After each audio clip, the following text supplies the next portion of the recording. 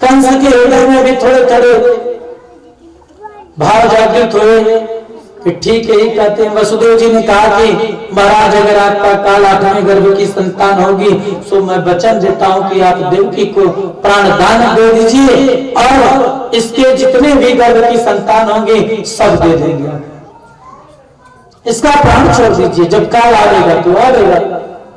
जो बड़े बड़े सूरवीर होते हैं, विद्वान होते हैं, बुद्धिमान होते हैं, वे मृत्यु से डरते नहीं। मृत्यु जन्मवान वीरों देहीन सहजायते। मृत्यु तो जन्म जब होता है तो उसके साथ साथ ही आती है। आज हो, कल हो, परसों हो, कई वर्षों हो, मृत्यु होना सुनिश्चित। इसलिए महाराज आप घबराइए मत, आपके काल को आपको मैं सौंप दूं। राजा कंस प्रसन्न हुआ, देवकी को मारने का प्रयत्न छोड़ दिया, दूर कर दिया और इधर अपने पिता सूर सबको बंदी गृह में डाल दिया। उसके मन में शंका है कि काल जब आवेगा तो निश्चित है कि मेरी मृत्यु हो जाएगी। सो तुरंत वो कंस देवकी वसुदेव को भी बेड़ी हथकड़ी लगा करके कैद खाने में डाल देता है कि जितने भी पुत्र होंगे वो मुझे मिलेंगे, मैं उसको सबको समाप्त करता जाऊंगा। अब धीरे धीरे देवकी के एक एक करके पुत्र, पहला पुत्र जैसे हुआ वो वसुदेव जी बड़े ही भावपूर्वक अपने पुत्र को लेकर के गए कंस के पास। कंस से बोले कि राजन ये पहला पुत्र। कंस ने कहा कि वसुदेव जी आप बड़े सत्य प्रतिज्ञा, सत्य में निष्ठावान हैं। आप के जो वचन है वो झूठे नहीं होते, आप तो सत्य संकल्प है। ऐसा करिए, आकाशवाणी ने 8वें को बताया है, 8वां काल तो 8वां में मेरे पास लाइए। वसुदेव जी बड़े प्रसन्न हुए, लेकिन वो जानते थे कि कंस का जो मन है उसके हाथ में नहीं है। कंस का मन बड़ा चंचल है। जैसे ही वसुदेव जी वापस आए तैसे नारद जी श्रीमन नारायण भगवान नारायण का उद्घोष करके पहुंच गए, अपनी बुद्धि बताने लगे। नारद जी ने कहा कि कंस तुम्हारी बुद्धि बिगड़ गई, तुम्हें पता नहीं। हम बताए ना नारद जी की 2 वृत्तियां हैं, उसमें से एक ये भी वृत्ति है नृणानाम जनानाम समूहानाम खंडवत विखंडवत तस्य नारद। जहां पर जन समुदाय हो, जिसकी बुद्धि बिगड़ी हो, उसमें जाकर के झगड़ा लड़ाई लगा देना भी नारद जी का काम। नारद जी गए, नारद जी ने कहा कि तुम्हारी बुद्धि बिगड़ रही है कंस, इसलिए कि जब तक अत्याचार होगा नहीं तब तक परमात्मा जल्दी आएगा नहीं। कंस जाकर के जैसे ही नारद जी ने बताया, कंस ने कहा कि अरे क्या हुआ नारद जी? नारद जी की ऐसी गाड़ी है महाराज जो कभी रद्द नहीं होती, जहां गई अपना काम करके आए। और इधर नारद जी ने एक कमल का पुष्प लिया, 8 पंखुड़ियां पहले से लेकर के 8वें पे, कहा कि पहले से 8वें पे 8, दूसरे से पहले पे 8, तीसरे से दूसरे पे 8, चौथे से तीसरे पे 8, ऐसे करके आगे पीछे करके सब समझा दें कि किसमें वो काल आएगा जानते नहीं। विष्णु छलिया है ना, छल करता है ना, देवताओं को जानते हो। अभी तुम्हारे सामने ही हम समुद्र मंथन देखे, धीरे धीरे ऐसा बता दिए, समझा दिए कि कंस के मन में बैठ गया। तुरंत कंस आदेश दिया और वसुदेव जी के पहले पुत्र को उसने मार डाला, पैर पकड़ा, घुमा करके शिला पे पटका, समाप्त। ऐसे दूसरा, तीसरा, चौथा, 5वां, 6वां 6 तक समाप्त कर दिया। जब 7वें की बारी आई तो प्रभु तुरंत अपने माया महारानी को आदेश दिए कि माया देवी, मेरे जो अंश संकर्तन है उनका आकर्षण देवकी मैया के गर्भ से कर करके तुम ले जाकर के रोहिणी मैया के उदर में रख दो और अपने स्वयं नंद बाबा के घर यशोदा माँ के गर्भ से जन्म ले। मेरा भी अब अवतार होने वाला है, मैं भी जो है अब अवतार लूंगा देवकी माँ के गर्भ से। जैसे आदेश दिए माया महारानी आकर के शंकरतन भगवान का आकर्षण करके देवकी मैया रोहिणी मैया के गर्भ में उदर में प्रवेश करती हैं, अपने स्वयं यशोदा मैया के में प्रवेश करती हैं और इधर भगवान का आविर्भाव होता है। कंस को पता चला कि जो सातवां उसका बच्चा था वो क्षीण हो गया, तो बड़ा प्रसन्न हुआ कि सातवां तो आने से पहले ही चला गया। और इधर भगवान जब आते हैं अपने पूरे ज्ञान बल के साथ गर्भ में प्रवेश किए, तो इधर देवता लोग स्तुति करने लगे। देवता लोग खूब स्तुतियां करते हैं प्रभु की। सशंक चक्रम सकिरीट कुंडलम सपीत वस्त्रम सरसीर हेक्षणम सहार वक्षस्थल कस्तभस्त्रियम नमामि विष्णुम शिरसा चतुर्भुजम। वो चतुर्भुज रूप की खूब प्रशंसा करते हैं कि प्रभु आप इस पृथ्वी लोक पर गर्भगत हुए। और इधर सादेवकी सर्व जगन निवासम, जो सारा संसार भगवान जहां पर सारे संसार में निवास करते थे, संसार के पूरे देवता आज देवकी के गर्भ में निवास कर रहे हैं। यहाँ देवकी इतनी प्रकाशित हो जाती है, वसुदेव देवकी को इतना प्रकाश हुआ कि वहां जो कारागृह में अंधेरा छाया था वो सब अंधेरा दूर हो गया। देवकी मैया वसुदेव जी को पता चला, देवकी मैया वसुदेव जी भी प्रार्थना करते हैं प्रभु से। भगवान अपने दिव्य झांकी स्वरूप का दर्शन कराते हैं मां देवकी के। देवकी मैया उतर पुतर सोच रही है कि अब जो ये आत्मा भी आने वाला, इसको भी कंस मार डालेगा।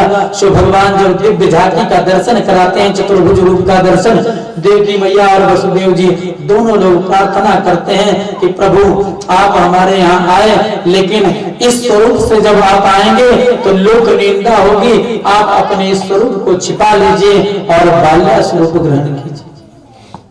अब धीरे धीरे भगवान के प्राकट्य का समय आया। भगवान श्री कृष्ण कन्हैया के प्राकट्य का समय निशीत का भादों का महीना, अधियरिया रात,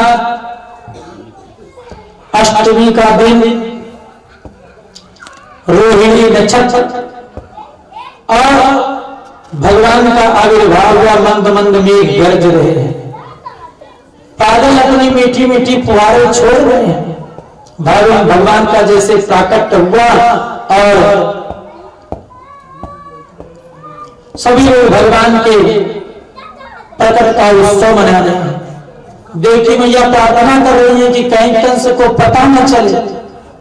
और जैसे ही भगवान का प्राकट्य हुआ, जितनी बेड़ी हथकड़ी देवकी मैया वसुदेव के लगे थे सब अपने अपने खुल गए। बंदी गृह में जो बड़े बड़े ताले जकड़े थे, लगे हुए थे, वे सब अपने आप बंदी गृह खुल गया। सारे बंधन से जब परमात्मा आते तो सारा बंधन मुक्त हो जाता, छूट जाता। परमात्मा की कृपा सारे बंधन खुल गए। और जो रक्षक गण लगे थे महाराज, माया महारानी का ऐसा आविर्भाव हुआ, ऐसे खर्राटे मार के सोने लगे कि उनको पता ही नहीं कि क्या हो रहा है क्या जा रहा है। के भक्तवत्सल भगवान के। आइए हम आप भी भगवान के प्राकट्य के लिए प्रस्तुत करें। विष्णु भगवान की पूजा और ठाकुर जी की, उसके बाद भगवान की आरती और प्रसाद लेकर के सभी भक्त आ जाए। क्योंकि भगवान की कथा सुन करके बिना प्रसाद लिए अगर जो भक्त जाते तो उनको पूर्ण फल नहीं मिलता। इसलिए पूर्ण फल प्राप्त करने के लिए प्रसाद जब लेंगे, प्रसादम तो प्रसन्नता पूर्वक जब प्रसाद पाएंगे तो तब जाकर के हमारा आपका सारा दुख दूर होगा। मैंने बताया ना कि भगवान का चरणामृत, ऐसे भगवान को प्रसाद।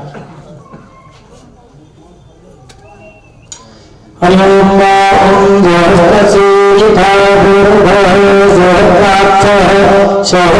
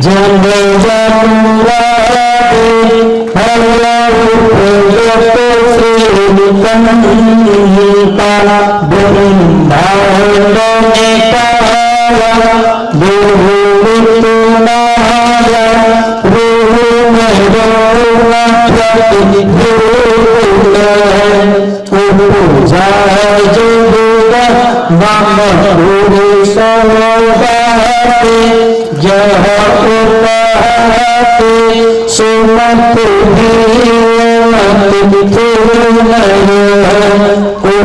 जाओ ज्ञान प्रभु सुताना चरित बहुत की कही बता बात बुझाई जिन्हीं प्रकार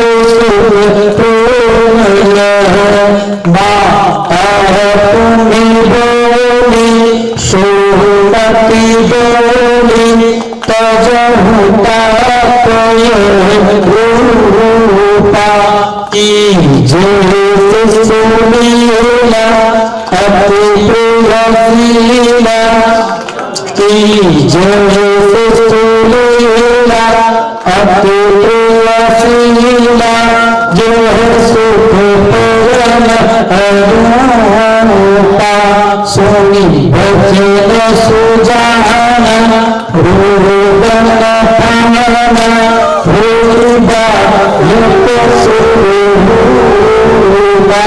सोनी भजन सुजान रूपन पावन रूपा युक्त सुरूपा जो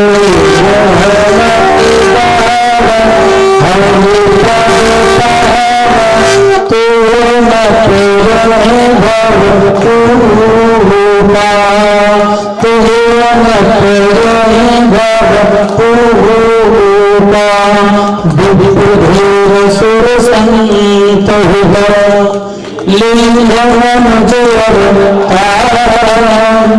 निज माला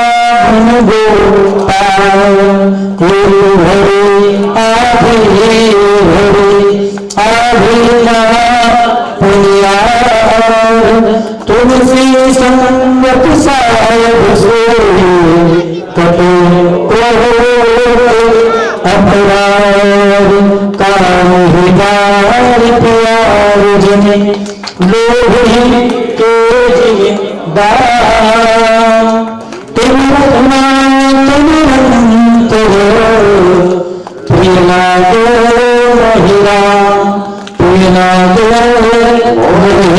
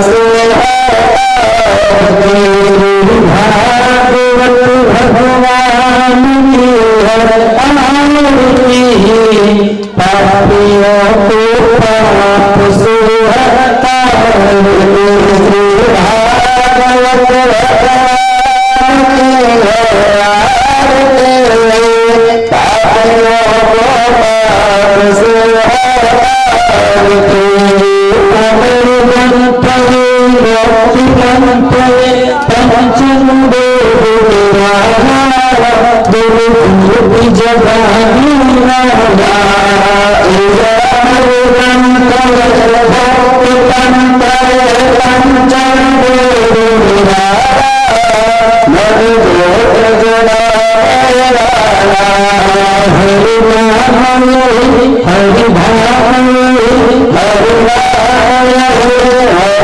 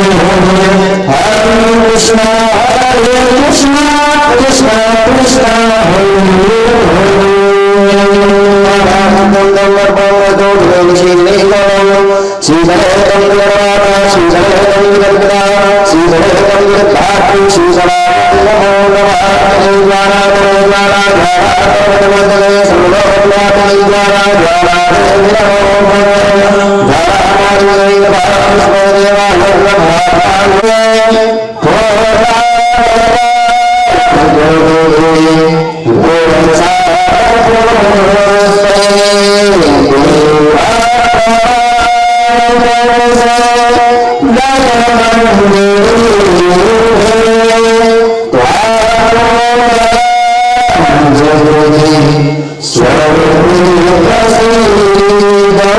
जय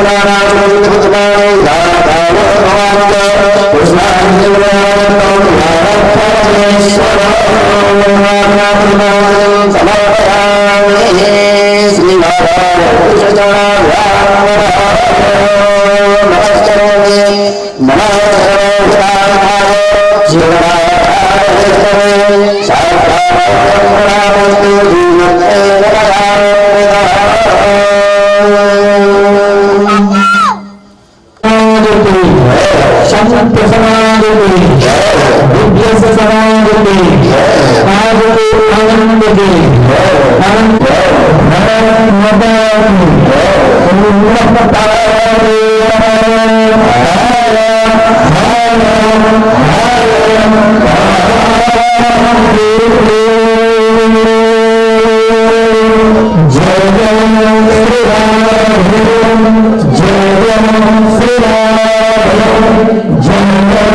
राम।